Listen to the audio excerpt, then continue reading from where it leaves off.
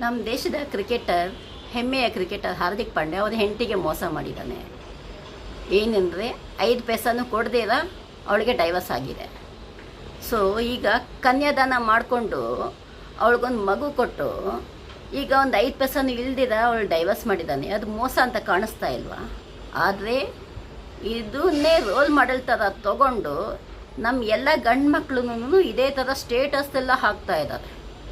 ಏನಂತ ಅಂದರೆ ಆಸ್ತಿ ಮಾಡಬೇಕು ಅಂದರೆ ಅಮ್ಮನ ಹೆಸರಲ್ಲಿ ಮಾಡಿ, ಸಾಲ ಮಾಡಬೇಕು ಅಂದರೆ ಹೆಂಡತಿ ಹೆಸರಲ್ಲಿ ಮಾಡಿ ಅಂತ. ಜಸ್ಟ್ ಕಾಮನ್ ಸೆನ್ಸ್ ಯೂಸ್ ಮಾಡಿ.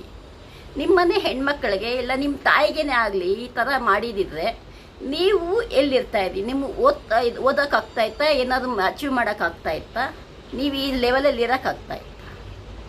ಯೋಚನೆ ಮಾಡಿ.